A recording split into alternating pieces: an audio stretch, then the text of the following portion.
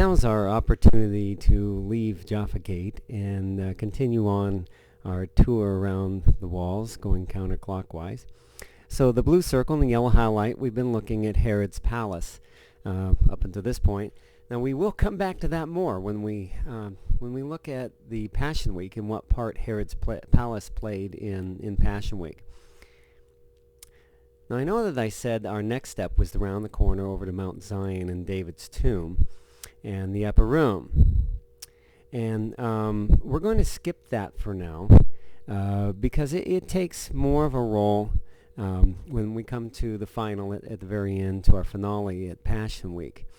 And we'll look more into detail at Mount Zion, even more than we've just kind of glanced at it so far. So we'll bypass Mount Zion and go right down the slopes of the Silwan to a place called St. Peter in Gallicantu, which is believed to be, at least they present it when you go to this location, this specific church, to be the possible place where CaiaphasHouse was.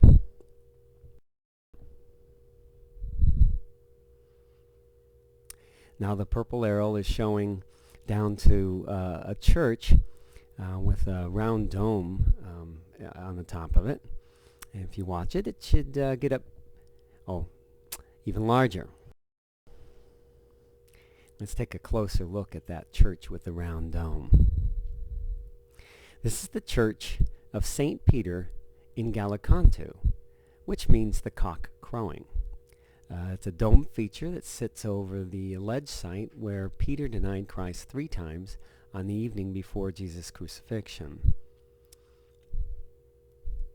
It's a very prominent structure on the slopes of the Silwan and sitting in the modern village of Silwan. Now you can tour the inside of this church, as a friend of mine and I did, and there was a docent that greeted us to give us a short tour, a brief tour of the basilicas. And the tour guide, the docent, said, do you sing? And my friend and I both sing. And Glenn, my friend, said, you have a stronger voice, why don't you try this? And the docent said, just sing out a note. And so I did. And the shape of this basilicas was very echoey.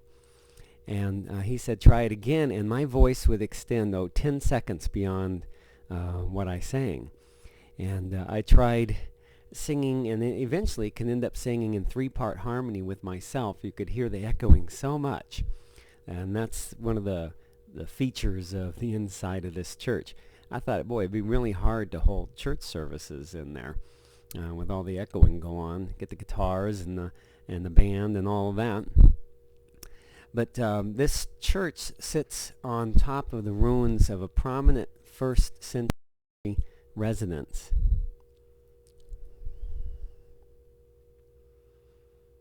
It's just a closer view, clearer.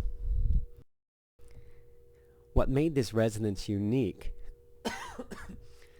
was that underneath the church you'll find bedrock chambers resembling a prison. This picture looks down on those chambers. Now, the archaeologists believe that originally these were cisterns that were built, probably before the residence was put on top of it. But it was also likely that after the residence was put on top, or at the same time, they separated and carved these cisterns to become chambers down there, chambers which resemble a prison cell. Now we're going to go down where those men are down there and where those steps are and look back up at this window. Now we're looking back at what we were looking down at. This would be the perspective, and the question is, why would you drill holes like that, steps going down into a chamber such as this? These look like doorways where the steps end and you would fall. The idea was that a prisoner would be dropped down into these chambers to create a prison cell.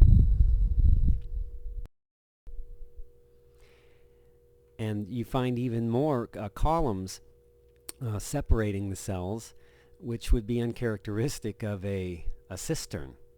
It would be a modified cistern, making the separate presence cells underneath. And without the lights, as you can see the lights, this is pitch black down here. Absolutely pitch black, no dark at all. The only lighting in the first century would be candlelight, of course, or oil lamps. Now, what makes this significant? Some theologians believe that Psalm 35:7 is a prophecy of the Messiah, since they hid their net for me without cause, and without cause dug a pit for me. They believe that Jesus, after being arrested on Thursday night, there was a period of time when you study Passion Week. There are several hours between his trials when they took him from place to place, and it was believed that he was held for a while in a prison.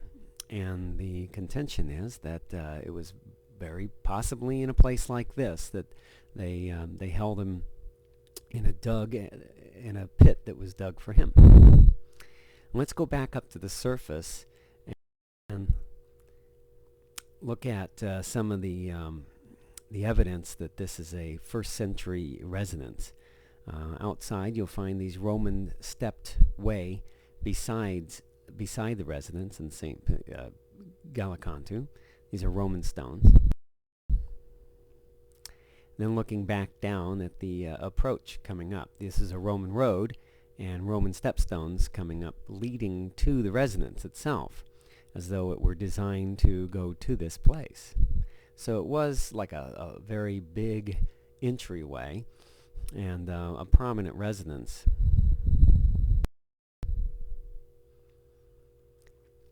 That's just a little different view of the basilica, the domed top of Gallicantu.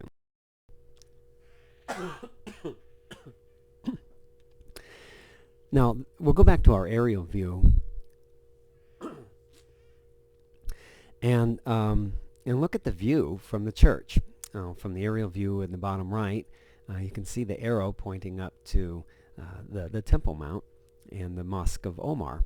Well, the inset picture on the top left is, if you were to take a camera picture, that's what it would look like. You'd be looking up. You've gone up to a higher elevation, up the what this area would be the Tyropian Valley in the first century, and it's the hill or the slopes of Silwan today, leading right there, as you can see, the southern wall of the Temple Mount.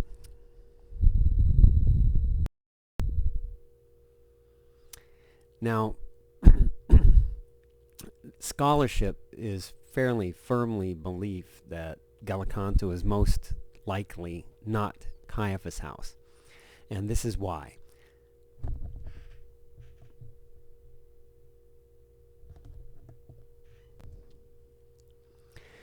It takes us back to the aerial view of the Holy Land Hotel model. Now, the green circle, as it appears, shows where Calvary was, where Jesus was crucified. Now, that's the Church of the Holy Sepulchre today.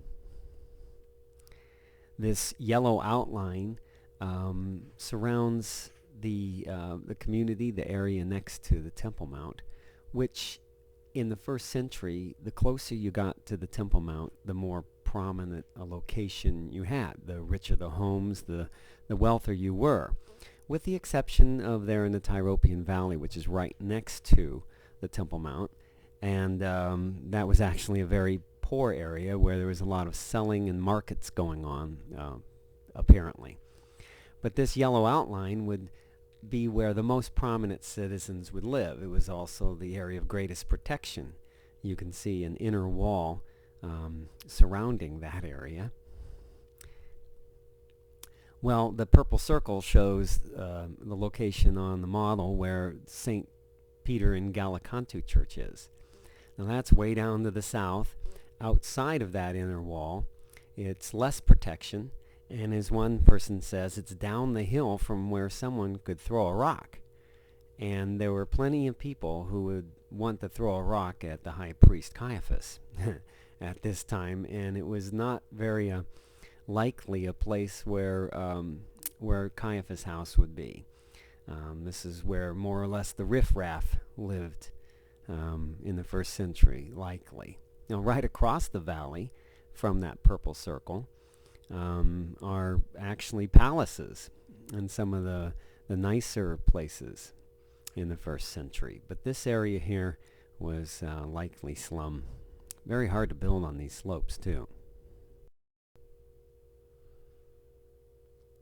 Now this is that closer view looking up the Tyropian Valley to the Temple Mount.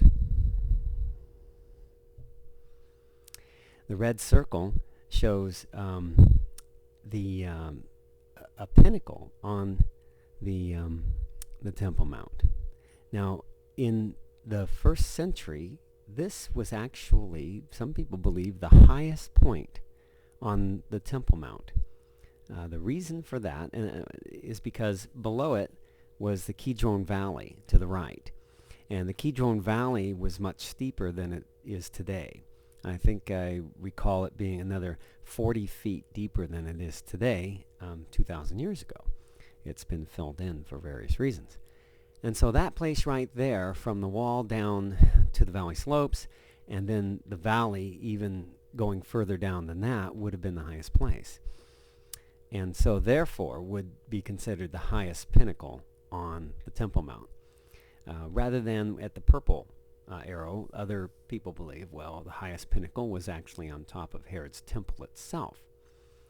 But that was just an elevation. It wasn't as high, because all you do is go down to the floor of the Temple Mount and no further. Why is this important? Why is it important that that is the pinnacle of the temple? Well, because of Matthew 4 through 6. Then the devil took him to the holy city and had him stand on the highest point of the temple. If you are the Son of God, he said, throw yourself down, for it is written, he will command his angels concerning you, and they will lift you up in their hands, so that you will not strike your foot against a stone. Now see, Jesus and Peter would have been able to see both the place where Jesus was tempted 3 times by Satan, at least one of the 3 times, and also this is where Peter would have, his perspective would have been when he was tempted 3 times to deny Jesus. Now it was of course weeks later in the Gospels when Jesus cleared the air with Peter when they were beside the Sea of Galilee, and if you remember the passages, he asked Peter, do you love me? 3 times.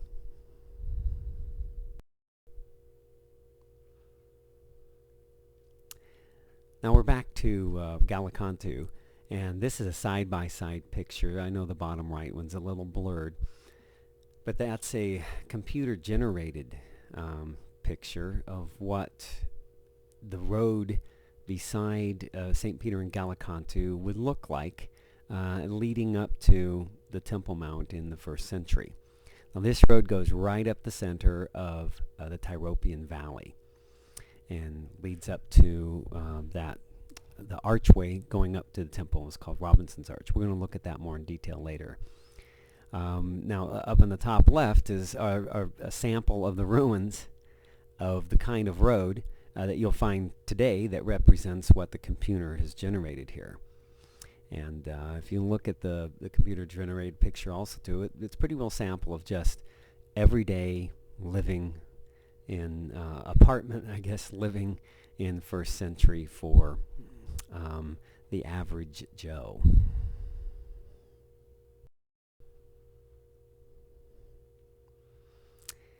Now these are just more Roman ruins besides the church St. Peter in Gallicantu. They were hewn into the rock and just part of living spaces at the residence there.